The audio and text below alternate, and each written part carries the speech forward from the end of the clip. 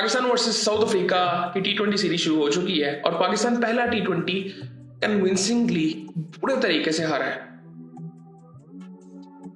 मतलब मैं आज पूरे मैच में सिर्फ एक चीज देख रहा था कि मुझे कोई नई चीज नजर आए कि जिसके बारे में कोई बात की जा सके कि पहले ये गलती पाकिस्तान ने कभी की ही नहीं, ऐसा कुछ था ही नहीं।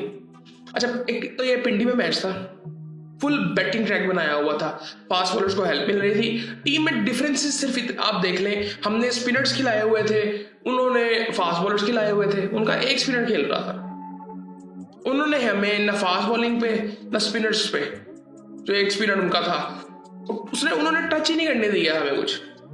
फास्ट बॉलिंग हम जिस तरह से खेल रहे थे ना, हर बैट्समैन आप देखेंगे किस तरह से आउट हुआ, टुल्ला बैट्समैन जिस तरह से आउट होता है ना उस तरह से आउट हुआ है। सो खैर हम टॉस जीत के थे, हमने बॉलिंग का फैसला किया और पिंक डे T20 मैच था ये। सो बड़ी अच्छी बात है जी, बड़ी अच्छी हमारी सोच है, हम ये चीज़ें करते हैं। और ये चीज़ साउथ अफ्रीका ने स्टार्ट की थी और वो इस चीज़ के लिए फेमस हो चुके थे कि वो जब पिंक डे टेस्ट को खेलते थे या कोई भी मैच खेलते थे तो वो हारते नहीं थे। आई थिंक फिर वो बीच में हार गए थे शायद, या नहीं हारे थे मे बी, लेकिन अगर नहीं हारे थे तो पाकिस्तान ने कहा ये रिकॉर्ड भी हम तोड़ेंगे, तो पाकिस्तान ने स्टार्ट ही वहां से किया। खैर मैं इससे क्या बात करूं, मैं आपको एक बड़ी सिंपल सी चीज बताता हूं। हमने पिछले कुछ टाइम से एक अप्रोच शुरू की थी, हम आज से ना अल्ट्रा एग्रेसिव क्रिकेट खेलेंगे। कैसे खेलेंगे, मतलब जनरली ये एवोल्यूशन आती कैसे है किसी भी स्पोर्ट टीम में? वो ऐसे आती है कि यार हमारे पास अब ऐसा टैलेंट है, हम नेचुरली खेल रहे हैं, हमें बताना नहीं पड़ रहा, हमने असल में डिसाइड कर लिया और अनाउंस कर दिया कि आज से हम अल्ट्रा एग्रेसिव नहीं अल्ट्रा एग्रेसिव क्रिकेट खेलेंगे। और उसके बाद हमने अपनी हालत देख लिया क्या हो गया। हम जब ये बाबर रिजवान ओपन करते थे और कप्तान थे बाबर आजम, जब ये ऐसे खेलते थे ना कि ऊपर से इन्होंने एक एंड तक जाना था, इनकी अप्रोच ये थी और बाकी फिर नीचे से अटैक करेंगे, हम इनको कहते थे कि यार उनको असल में पता चल गया था कि हमारे पास वो वाला टैलेंट ही नहीं है। दुनिया तो तरक्की कर रही है लेकिन हमारी अप्रोच वो हो नहीं सकती क्योंकि आपके पास उस तरह के बैट्समैन ही नहीं है। उनको वो समझ आ गई थी, लेकिन हमने फिर चेंज की।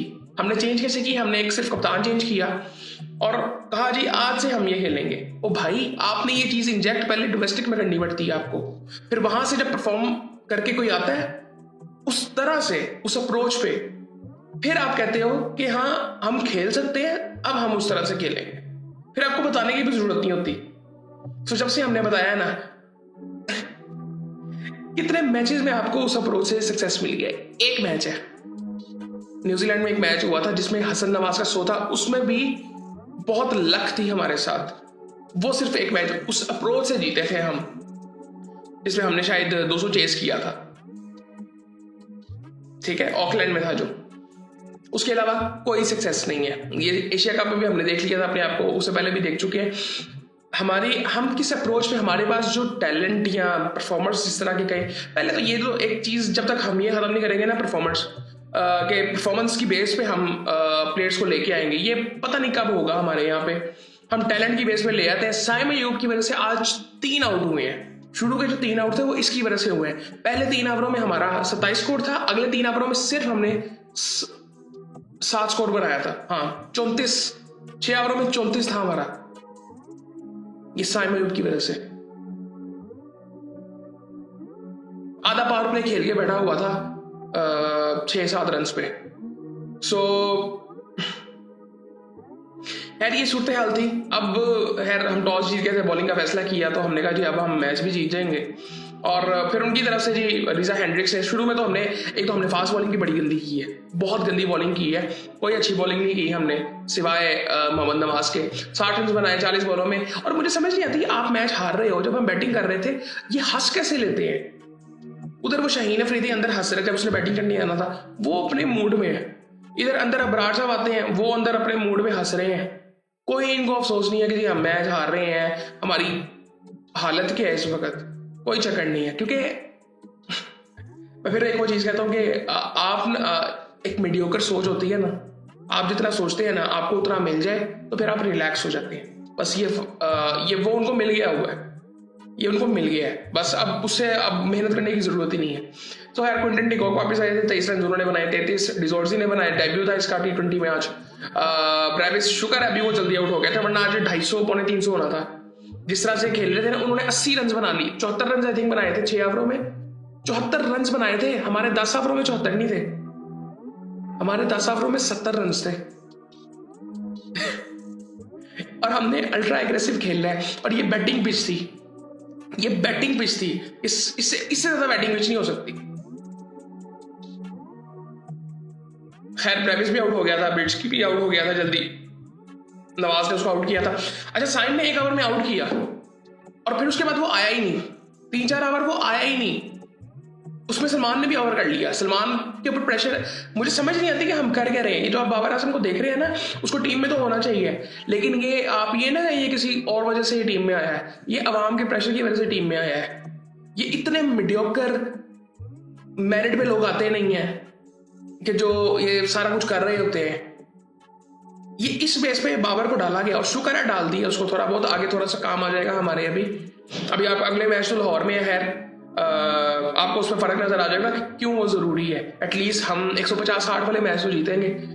सो खैर उसके बाद उनका जो कप्तान था वो भी 10 रन बना गया, आउट हुआ। नीचे से लिंडे साहब ने 36 रन बना दिए, जहां पे लग रहा था कि 160-70 पे इनको पकड़ लेंगे, वहां से वो 194 पे मैच ले गया। और बॉलिंग तो हमने निहायत गंदी की है। शाहीन शाह अफरीदी, उसको जब से कप्तानी मिली है ना, आप उसके बाद देख ले उसने 1 ओवर नहीं अच्छा किया होगा। ये टेस्ट मैच के दौरान हुआ था, आप देख ले जाके। सो 4 ओवरों में 45 रन जी हमारे वनडे के कप्तान अब होंगे।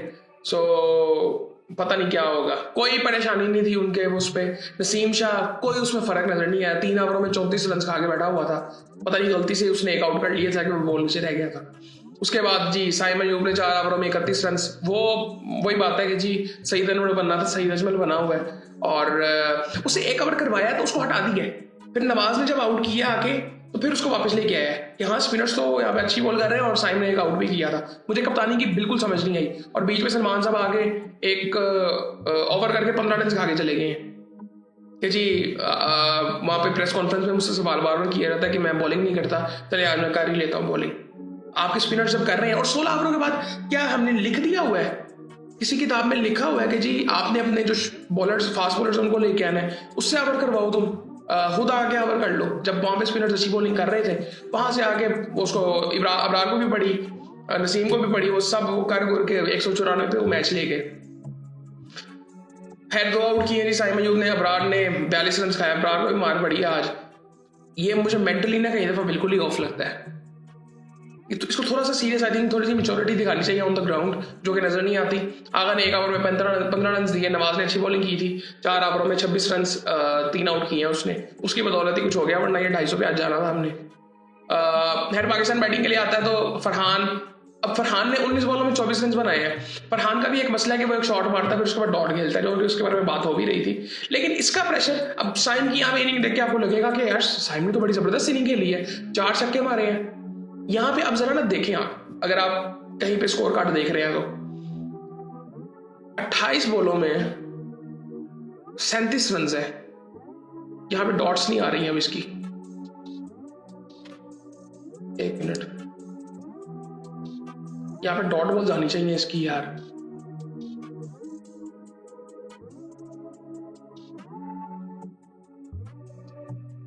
नहीं आ रही यहां पे।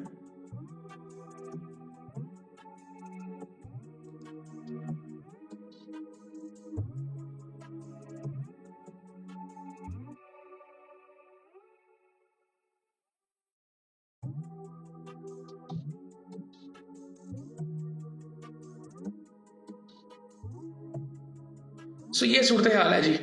साइम अयूब ने यहाँ पे 37 रन बनाए। एक टाइम पे ये 14-15 बॉलों में 6 रन बना के खड़ा हुआ था, सामने से 3 आउट हो गए थे प्रेशर की वजह से।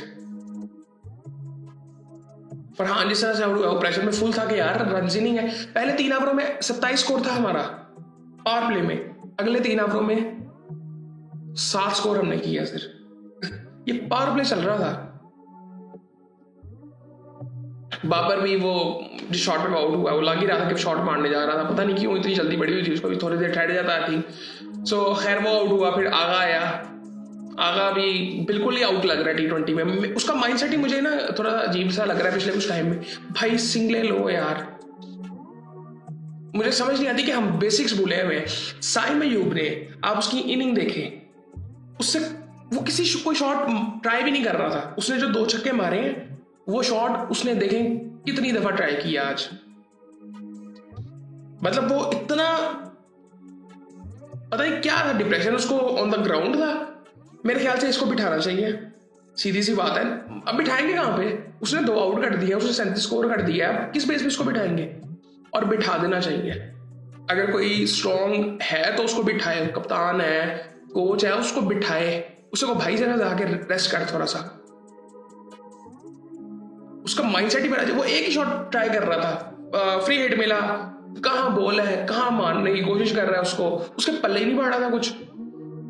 सो खैर उस्मान खान आया, वो थोड़ी देर सिंगल डबल निकालता रहा। एटलीस्ट प्रेशर इतना ज्यादा हो गया था कि उसने भी ट्राई की और वो स्पिनर ने उसको भी आउट कर दिया और स्टंप हुआ वो भी। हसन नवाज 3 रन्स, पता नहीं क्या है यार। मोहम्मद नवाज ने 36 रन बनाए। अब जिस वक्त नवाज को इन्होंने भेजा ना, हसन नवाज को, अब मुझे लगा कि शायद उस वक्त ना ये मोहम्मद नवाज को भेज देंगे क्योंकि राइट लेफ्ट का थोड़ा सा चल रहा है, रन पहले नहीं हो रहे हैं, तो शायद वो कर सकते थे, बट वो भी नहीं किया। बट ये भी हम क्यों सोच रहे हैं कि हमें ये चेंज क्यों करना पड़ रहा है? क्योंकि हमारा कोई परफॉर्म ही नहीं कर रहा। सो खैर ये चीज़ें मसले हैं, बड़ी सीधी सी बात है, एबिलिटी नहीं है। तो जो एबिलिटी है ना उसके मुताबिक अप्रोच होनी चाहिए। मुझे समझ नहीं है कि आज हमने स्पिन ट्रैक क्यों नहीं बनाया। स्पिन ट्रैक बनाना था, 140-50 का मैच खेलते, मैच जीतते, खत्म बात। आपको श्रीलंका में यही विकेटें मिलनी है।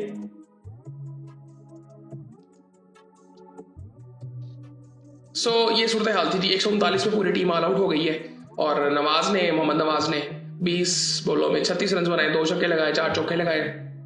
वो थोड़ा सा बेहतर लग रहा था। उसके बाद किसी ने कुछ नहीं किया। सो अल्ट्रा एग्रेसिव अप्रोच है, मुझे इस वक्त जहर लग रही है। वो सीरियसली आपके पास नहीं है टैलेंट भाई, एबिलिटी भी नहीं है, सो मत करें वो। उसके बाद जी उनकी तरफ से अगर बात करें तो 4 आउट कॉर्बिन बॉश कर गया। उसकी पेस चेक करें आप, ये उनका ऑलराउंडर है। 140 प्लस की पेस में कर रहा था, 145 में भी आई थिंक उसने बॉल की है रेगुलरली। 3 आउट किए हैं जी लिंडे ने, जिसको पहले 2 ओवरों में 28 रन पड़े हुए थे। विलियम्स ने 2 आउट कर दिए, नगीडी ने 1 आउट कर दिया। तो ये उनकी सूरत हाल थी। उनके फास्ट बॉलर्स को देखें, अपने फास्ट बॉलर्स को देखें। हमारे फास्ट बॉलर्स 6 बॉल एक जगह पे कर ही नहीं सकते। और ये जो अल्ट्रा एग्रेसिव अप्रोच की बात होती है ना, चैलेंज मैं करता हूं, मैं क्या चैलेंज करता हूं, कोई भी कर ले। अल्ट्रा एग्रेसिव अप्रोच वो प्लेयर्स खेल सकते हैं जो कह के छक्के मारते हैं। आपकी टीम में कितने ऐसे प्लेयर हैं जो कह के छक्के मार सकते हैं? एक भी नहीं है। आज की प्लेइंग 11 में एक भी नहीं है। कोई भी मीडियम पेसर उठा लें, कोई भी मीडियोकर बॉलर उठा लें, उसको कह के आप छक्के मारें, अपने सारे जितने बैट्समैन हैं आपके, नहीं मार सकते। वो माइंडसेट ही नहीं है भाई, वो एबिलिटी है ही नहीं, वो स्किल सेट है ही नहीं, कहां से करेंगे?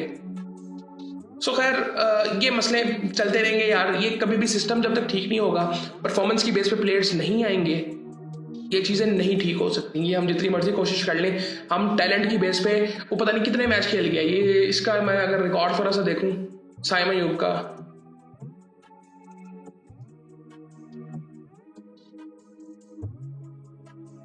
48 मैच खेल गया है।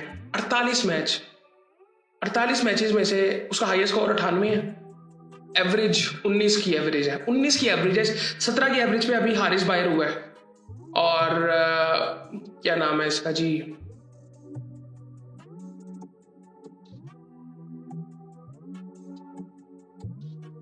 $848 मैचों में 853 रन है, 134 का स्ट्राइक रेट है। कोई इतना एग्रेसिव नहीं है भाई। 128 बाबर का है और 134 में ये खेल रहा है। वो भी कहता था ना फखर जमान, यार मैं इतना तेज खेलता हूँ, पता नहीं मेरा स्ट्राइक रेट इतना लो कैसे। वो इसलिए है कि आप शॉट जब मारते हैं तो उसके बाद आप 4 डॉट भी खेलते हैं। 1 चौका मार के 4 डॉट है। फरहान का भी सेम मसला है, आपके सारे बैट्समैनों का सेम मसला है। आज भी इसको देखें, फॉर एग्जाम्पल ये अब 48 मैचेस खेला है और इसमें 50 कितने हैं इसके, कोई 100 नहीं है, 450 है। 48 मैचों में 450 है, बस ये सूरत हाल है जी। और इस बेस पे ये खेल रहा है और टैलेंट यही होता है बस। सो वो टैलेंट पॉलिश ही नहीं है। एटलीस्ट जब ये टैलेंट आपको नजर आया था, ये 2-3 साल खेलता फिर जाके कुछ होता। सो बाकी आई थिंक इसके अलावा कोई ऐसी बात करने को है नहीं, और बाकी फिर आपसे बाद में बात होती है।